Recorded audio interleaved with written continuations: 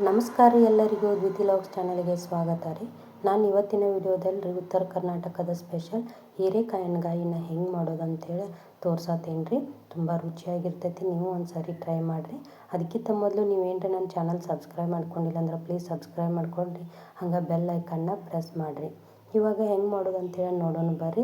ಮೊದಲಿಗೆ ಮಿಕ್ಸಿ ಜಾರಿಗೆ ಮಸಾಲೆನ ರುಬ್ಕೊಳ್ಳೋಕ್ಕೆ ಮಿಕ್ಸಿ ಜಾರಲ್ಲಿ ನಾನಿಲ್ಲಿ 2 ಸ್ಪೂನ್ನಷ್ಟು ಗುರೆಳ್ಳು ಪುಡಿನ ತೊಗೊಂಡೇನಿ ರೀ. ಹಾಗೆ ರುಚಿಗೆ ತಕ್ಕಷ್ಟು ಉಪ್ಪನ್ನು ತೊಗೊಂಡೇನಿ ರೀ. ಆಮೇಲೆ ಸ್ವಲ್ಪ ಅರಿಶಿನ ಪುಡಿನ ತೊಗೊಂಡೇನು. ಹಾಗೆ ರುಚಿಗೆ ತಕ್ಕಷ್ಟು ಖಾರನ ತೊಗೊಂಡೇನಿ ರೀ. ನಾರ್ಮಲಿ ಖಾರಕ್ಕಿಂತ ಒಂದು ಅರ್ಧ ಸ್ಪೂನಷ್ಟು ಖಾರ ಜಾಸ್ತಿ ಹಾಕ್ಕೊಳ್ರಿ, ಯಾಕಂದ್ರೆ ಸಪ್ಪೆ ಆಗಿಬಿಡುತ್ತೆ. ಶೇಂಗಾ ಕಾಳು ಹಾಕೋದ್ರಿಂದ ಸಪ್ಪೆ ಆಗಿಬಿಡುತ್ತೆ. ಅದಕ್ಕೋಸ್ಕರ ನಾನು ಸ್ವಲ್ಪ ಖಾರನ ಜಾಸ್ತಿನೇ ತೊಗೊಂಡಿದ್ದೀನಿ, ಯಾಕಂದರೆ ಉತ್ತರ ಕರ್ನಾಟಕದಲ್ಲಿ ಖಾರ ಸ್ವಲ್ಪ ಜಾಸ್ತಿನೇ ತಿಂತಾರೆ ಅಲ್ವ, ಅದಕ್ಕೋಸ್ಕರ. ಹಾಗೆ ಸ್ವಲ್ಪ ಹುಣಸೆ ಹಣ್ಣು, ಒಂದು ಸಣ್ಣ ಲಿಂಬೆ ಗಾತ್ರದಷ್ಟು ಬೆಲ್ಲನ ತೊಗೊಂಡೆ. ಹಾಗೆ ಕೊತ್ತಂಬರಿನ ತೊಗೊಂಡೆ. ಆಮೇಲೆ ಸ್ವಲ್ಪ 7ರಿಂದ 8 ಬೆಳ್ಳುಳ್ಳಿ ಹೆಸರನ್ನು ತೊಗೊಂಡೆ. ಒಂದು ಅರ್ಧ ಬಟ್ಲಷ್ಟು ಶೇಂಗಾ ಕಾಳನ್ನು ತೊಗೊಂಡೆ. ಹುರಿದಿಟ್ಕೊಂಡಿರುವಂಥ ಶೇಂಗಾ ಕಾಳನ್ನು ತೊಗೋಬೇಕು. ಆಮೇಲೆ 2 ಸ್ಪೂನ್ನಷ್ಟು ನಾನಿಲ್ಲಿ ಜೋಳದ ಹಿಟ್ಟನ್ನು ಯೂಸ್ ಮಾಡ್ತಾಯಿದ್ದೀನಿ. ಜೋಳದ ಹಿಟ್ಟು ಇನ್ನೂ ಹಾಕ್ಬೋದು, ಇಲ್ಲ ಕಡಲೆ ಹಿಟ್ಟನ್ನು ಸಹಿತ ಹಾಕ್ಬೋದು. ಯಾಕೆ ಹಿಟ್ಟನ್ನು ಹಾಕ್ತಾರಪ್ಪ ಅಂದರೆ ಗ್ರೇವಿ ಚೆನ್ನಾಗಿ ಬರಲಿ ಅಂತ. ಇಲ್ಲಿ ನಾನು ಅದನ್ನೆಲ್ಲನೂ ಮಿಕ್ಸಿ ಜಾರಿಗೆ ಹಾಕ್ಕೊಂಡು ಸಣ್ಣದಾಗಿ ರುಬ್ಕೊಳ್ಳೋಕೆ ಹೋಗಬೇಡ್ರಿ, ಸ್ವಲ್ಪ ತರಿಯಾಗಿದ್ದರೆ ಚೆನ್ನಾಗಿ ಅನಿಸುತ್ತೆ. ಇಲ್ಲಿ ನಾನು ಹೀರೆಕಾಯಿನ 4 ಹೋಳುಗಳನ್ನಾಗಿ ಮಾಡಿಟ್ಕೊಂಡೇನಿ ರೀ. ಇವಾಗ ಮಸಾಲೆನ ಕರೆಕ್ಟಾಗಿ ರೆಡಿ ಮಾಡ್ಕೊಳ್ಳೋಣ್ರಿ. ನಾನಿಲ್ಲಿ ಸ್ವಲ್ಪ ಎಣ್ಣೆನ ಹಾಕ್ಕೊಳತ್ತೀನಿ, ಒಂದು 2 ಸ್ಪೂನಷ್ಟು ಎಣ್ಣೆನ ಹಾಕ್ಕೊತೀನಿ ರೀ. ಎಣ್ಣೆ ಹಾಕ್ಕೊಂಡು ಎಲ್ಲನೂ ಚೆಂದಂಗೆ ಮಿಕ್ಸ್ ಮಾಡ್ಕೋಬೇಕ್ರಿ. ಅದೇನು ನಾವು ಮಸಾಲೆ ರುಬ್ಕೊಂಡೇವಲ್ರಿ, ಆ ಮಸಾಲೆ ಮತ್ತು ಎಣ್ಣೆ ಕರೆಕ್ಟಾಗಿ ಎಲ್ಲನೂ ರುಬ್ಕೋಬೇಕು. ಜಾಸ್ತಿ ಎಣ್ಣೆ ಹಾಕ್ಕೊಳಕ್ಕೆ ಹೋಗಬೇಡ್ರಿ, ಪೂರ್ತಿಯಾಗಿ ಗಟ್ಟಿಯಾಗಿ ಬರ್ತೈತೆ ರೀ. ಅಷ್ಟಾದರೂ ನಿಮಗೆ ಅದು ಕರೆಕ್ಟಾಗಿ ಆಗಲಿಲ್ಲ ಅಂದರೆ ಮತ್ತೆ 2 ಸ್ಪೂನ್ನಷ್ಟು ನೀರನ್ನು ಸಹಿತ ಹಾಕ್ಕೋಬೋದು. ಭಾಳ ನೀರು ಹಾಕ್ಕೊಳಕ್ಕೆ ಹೋಗಬೇಡ್ರಿ, ಪೂರ್ತಿ ತೆಳುವಾಗಿ ಬಿಡ್ತದೆ. ಅವಾಗ ನಮ್ಗೆ ಅದ್ರೊಳಗೆ ಮಸಾಲೆನ ತುಂಬ್ಕೊಳ್ಳೋಕ್ಕೆ ಬರೋಂಗಿಲ್ಲ. ಅದಕ್ಕೋಸ್ಕರ ಸ್ವಲ್ಪ ನೀರನ್ನು ಹಾಕ್ಕೊಡ್ರಿ. ಇವಾಗ ಕರೆಕ್ಟಾಗಿ ಹದ ಬಂದೈತೆ ರೀ. ಅತಿ ಗಟ್ಟಿನೂ ಇರಬಾರ್ದು, ಅತಿ ತೆಳು ಇರಬಾರ್ದು, ಸ್ವಲ್ಪ ಉದುರಾಗಿ ಇರಬೇಕು ರೀ. ಇವಾಗ ನಾನೇನು ಹೀರೆಕಾಯಿನ ಸಿಪ್ಪೆ ತೆಗೆದು ಅದನ್ನು ಈ ಥರನಾಗಿ ಹೆಂಚಿ ಇಟ್ಕೊಂಡಿನಲ್ಲಿ 4 ಭಾಗ ಮಾಡಿ ಅದರಲ್ಲಿ ಈ ಥರ ತುಂಬ್ಕೊಳತ್ತೀನಿ ರೀ. ಪೂರ್ತಿಯಾಗಿ ನಾವು ಎಷ್ಟು ಹೆಂಚಿಟ್ಕೊಂಡಿವಲ್ರಿ ಅಷ್ಟು ತುಂಬ್ಕೊಂಡೇನು. ಎಲ್ಲ ತುಂಬ್ಕೊಂಡ್ಮೇಲೆ ಅದನ್ನು ಇವಾಗ ನಾನಿಲ್ಲಿ ಒಗ್ಗರಣೆನ ರೆಡಿ ಮಾಡ್ಕೊಳತ್ತೀನಿ ರೀ. ತುಂಬ್ಕೊಂಡ್ಮೇಲೆ ಈ ಥರನಾಗಿ ಕಾಣಿಸುತ್ತೆ ನೋಡಿರಿ. ಇಷ್ಟು ಉಳಿದಿದೆ, ಅದನ್ನು ಗ್ರೇವಿ ಮಾಡೋಕ್ಕೆ ಯೂಸ್ ಮಾಡ್ಕೊತೀನಿ ರೀ. ಇವಾಗ ಒಂದು ಪಾತ್ರೆನ ಕಾಯಕ್ಕೆ ಇಟ್ಟೀನಿ ರೀ. ಅದು ಪಾತ್ರೆ ಕಾದ ತಕ್ಷಣ ಸ್ವಲ್ಪ ಎಣ್ಣೆನ ಹಾಕ್ಕೊಂಡ್ರಿ. ಎಣ್ಣೆ ಕಾದ ನಂತರ ಸಾಸಿವೆ ಜೀರಿಗೆನ, ಒಗ್ಗರಣೆ ಸಾಮಾನಾದಂಥ ಸಾಸಿವೆ ಜೀರಿಗೆನ ಹಾಕ್ಕೊಳತ್ತೀನಿ ರೀ. ರೊಟ್ಟಿ, ಚಪಾತಿ ಹಾಗೆ ಅನ್ನದ ಜೊತೆಗೂ ತುಂಬ ರುಚಿಯಾಗಿರ್ತೈತೆ ರೀ. ಒಂದು ಸಾರಿ ಟ್ರೈ ಮಾಡಿ ನೋಡಿರಿ. ಒಮ್ಮೆ ಮಾಡಿದರೆ ಮತ್ತೆ ಮತ್ತೆ ಬೇಕಂತ ಹಾಕಿಸ್ಕೊಂಡು ತಿಂತಾರೆ, ಅಷ್ಟು ರುಚಿಯಾಗಿರ್ತೈತಿ.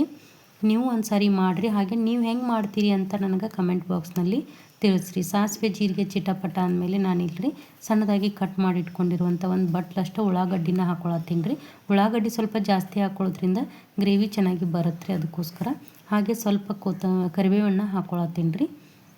ಕರಿಬೇವನ್ನ ಹಾಕಿ ಚೆನ್ನಾಗಿ ಬಾಡಿಸ್ಕೋಬೇಕು. ನಾನಿಲ್ಲಿ ಅರ್ಧ ಟೊಮೆಟೊ ಹಣ್ಣನ್ನು ತೊಗೊಂಡೇನಿ ರೀ. ಜಾಸ್ತಿ ಟೊಮೆಟೊ ಅಂದರೆ ನಾವು ಈಗಾಗಲೇ ಮಸಾಲೆ ಒಳಗೆ ಹುಣಸೆ ಹಣ್ಣನ್ನು ಯೂಸ್ ಮಾಡಿದ್ದೀವಿ ರೀ.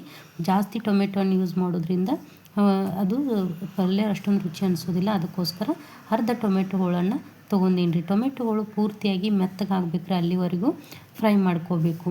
ಇವಾಗ ನಾನು ರೀ ಏನು ತುಂಬಿಟ್ಕೊಂಡಿದ್ನಲ್ರಿ ಹೀರೆಕಾಯನ್ನು, ಅವನ್ನೆಲ್ಲನೂ ಹಾಕಿ ಒಗ್ಗರಣೆ ಒಳಗೆ ಚೆಂದಂಗೆ ಮಿಕ್ಸ್ ಮಾಡ್ಕೋಬೇಕ್ರಿ. ಅಂದ್ರೆ 3ರಿಂದ 4 ನಿಮಿಷದಷ್ಟು ಒಗ್ಗರಣೆ ಒಳಗೆ ಫ್ರೈ ಮಾಡ್ಕೋರಿ. ಯಾಕಂದ್ರೆ ಅದು ಒಗ್ಗರಣೆ ಒಳಗೆ ಎಲ್ಲ ಎಣ್ಣೆ ಒಳಗೆ ಚೆಂದಂಗೆ ಫ್ರೈ ಆಯ್ತು ಅಂದ್ರೆ ಪಲ್ಯ ಇನ್ನೂ ಟೇಸ್ಟಾಗಿ ಬರ್ತೈತೆ ರೀ. ಅದಕ್ಕೋಸ್ಕರ ಒಮ್ಮೆಲೆ ನಾವು ಹಾಕಿದ ತಕ್ಷಣ ನೀರು ಹಾಕೋದ್ರಿಂದ ಪಲ್ಯ ರುಚಿ ಅನಿಸೋದಿಲ್ಲ.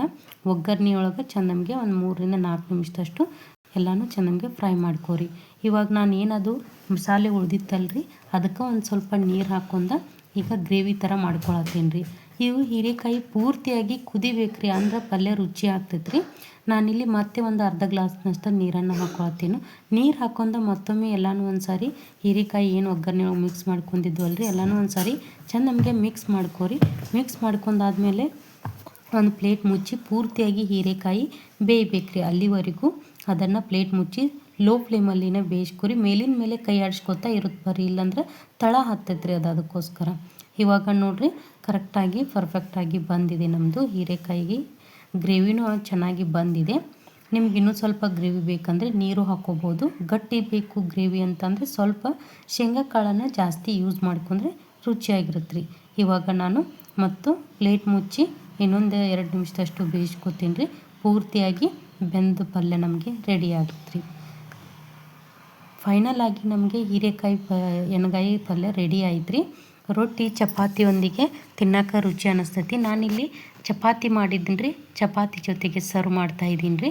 ಚಪಾತಿ ಮತ್ತು ಹೀರೆಕಾಯಿ ಬಿಸಿ ಬಿಸಿ ಹೀರೆಕಾಯಿ ಎಣ್ಗಾಯಿ ಸ್ವಲ್ಪ ತುಪ್ಪ ಇತ್ತು ಅಂತ ಅಂದರೆ ಅವತ್ತಿನ ಊಟ ಅಮೃತಕ್ಕೆ ಸಮಾನ ರೀ.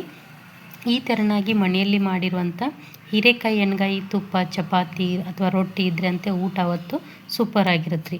ನಾನು ಮಾಡಿ ತೋರಿಸಿರುವಂತಹ ಹೀರೆಕಾಯಿ ಎಣ್ಗಾಯಿ ಇಷ್ಟ ಆಗಿದ್ರೆ ಲೈಕ್ ಮಾಡಿ, ಶೇರ್ ಮಾಡಿ, ಹಾಗೆ ಕಮೆಂಟ್ ಮಾಡೋದನ್ನು ಮರಿಬೇಡಿ. ಮತ್ತೆ ಮುಂದಿನ ವಿಡಿಯೋದಲ್ಲಿ ಸಿಗ್ತೀನಿ. ಸರ್ವೇ ಜನ ಸುಖಿನೋ ಭವಂತು. ಅನ್ನದಾತ ಸುಖಿ